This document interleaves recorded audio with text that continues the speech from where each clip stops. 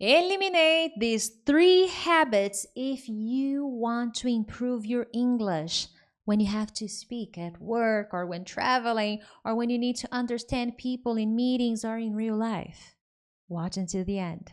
If you don't know me very well, hi, I am Teacher Prix, and I'm going to help you talk to anyone, anywhere, anytime in English. Thank you so much for watching and consider subscribing because every week I post different kinds of English lessons to help you become a better and more confident English speaker, so I appreciate you being here. Now, that being said, first and foremost, habits are things we can change, but they take patience and repetition because what is a habit? A habit is something you learn to do and you repeat it so many times that now your brain goes on autopilot. It doesn't need to think much. You don't need to be thinking about it. It just does it. Okay, Nike moment, just do it. So that's a habit. For example, when you brush your teeth, you don't think about it. Oh, how am I going to? No. You just do it. That's what a habit is. Now, the habits I'm going to suggest eliminating here in this video will require patience, love, and discipline. But if you do, my friend, you will improve your English. I am sure. Now, the first thing you're going to do happens when you're talking, when you're in the game, when you're in the battlefield, when you're in the interview, when you're on the phone, when you're watching a movie. And that's mental. You don't even notice. But you lose complete focus and you start analyzing, micro-analyzing everything you say, or even worse, everything you're about to say. Am I wrong? Is this good? Oh, is it she or he? Or did I say to be?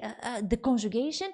And by the time you make a decision, the words are messy and disorganized.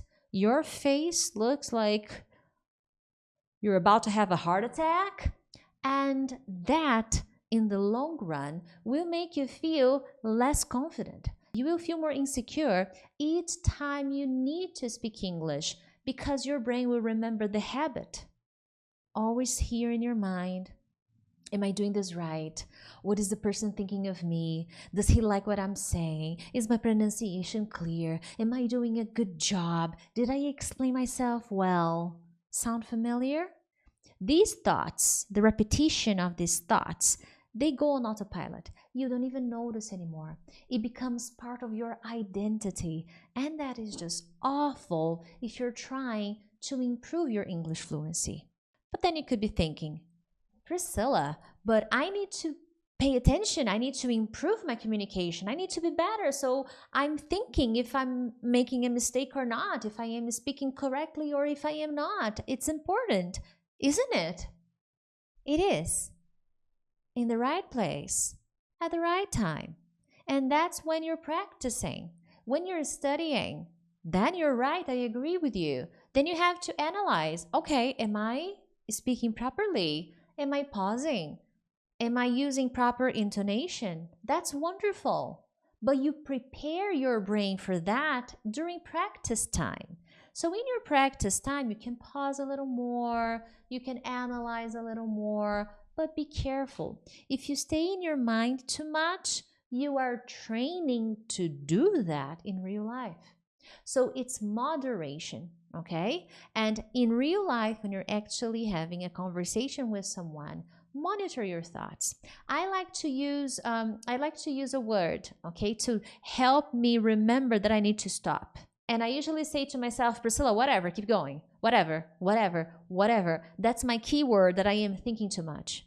And I use this when I am playing tennis. When I'm playing tennis, I tend to get into my head. Oh, am I doing the movement right? Oh my God, is she going left or right? Oh my God, am I holding things properly? Am I moving? Am I doing this right? And when I get in my head too much, I can't play. I get stuck. I freeze. So now what I am teaching my brain, when I notice, okay, I am teaching myself to notice. I do the same thing that I do with English. Whatever, keep going. Keep going. Keep going. Keep going. Keep going. Because now it's not preparation, now it's game time. Okay? When I pause and I can ask the teacher questions, wonderful. But I start playing, whatever, let's go. And this is mental conditioning because your brain will try to make you go back to analyzing, thinking, am I doing this right? Am I doing this wrong? Just do it. Remember Nike, because Nike really nailed it when they started saying, just do it, because that's life. In life, you just do it and you deal with the consequences later on. So if your boss comes to you after a meeting and gives you feedback like, Priscilla, you need to improve this. Your communication was not very clear. Can you work on your pronunciation? Not everyone will do that, okay? Not everyone. But if it ever happens, then you thank him, appreciate the feedback, and you work on it. You hire a private teacher. I'm a teacher, by the way. You purchase an online course. I have online courses, by the way. You study a little more. But when it's showtime, whatever, I'll keep going. Another thing that I like saying to myself when I am playing a game or when I am practicing my English speaking, I'm doing something a little bit more difficult. I always say, sometimes you win, sometimes you learn. Sometimes you win, sometimes you learn. Let's go. That's what I say. Go, go, go. Don't dwell in the moment like, oh my God, I looked so stupid using that word. Oh no. Don't stay in that because the more you do, the more insecure you're going to become. Okay? Now let's go to habit number 2. The short video loop. Priscilla, I study a lot of English. Every day I go on TikTok, on Instagram, or on YouTube. I see your short videos every day. Oh, that's wonderful, by the way. Thank you very much. That's not very healthy though, okay? We do it as content creators. We make shorter videos because the platform is basically forcing us to do short videos. I am going back to my traditional videos. I like making content that is longer, okay? Longer videos, a longer format, because this is how you learn.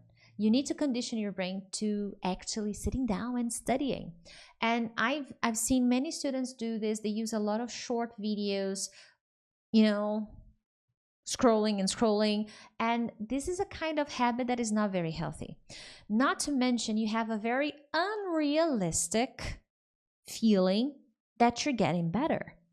Why is that? Priscilla, my listening is good, but when I go to a real meeting, a job interview, or a real conversation, or I watch a movie, I don't understand. But I see those videos on TikTok, on Instagram, on YouTube, and I understand what's going on.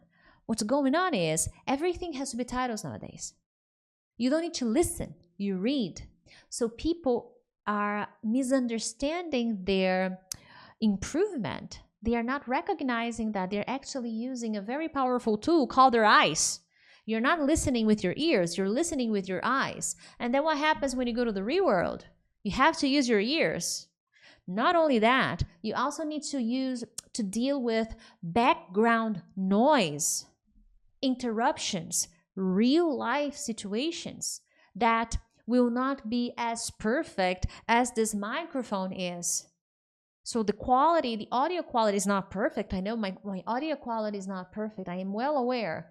But compared to a phone call on the street or a movie scene where there are sounds and people yelling or it's too quiet, then this is perfect.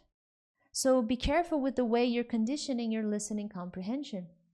So the short videos with subtitles all the time, you're not working on your listening, you're working on your reading comprehension. And to read, we slow down. But to listen, we have to speed up. And when you spend way too much time on reading, by the time you have to actually use your comprehension, you feel like you suck. Let's use the plain English here. You feel like it's terrible, that you're doing awful. When in reality, the problem is with your practice. That being said, I'm not against using short videos. However, the way you use them must change.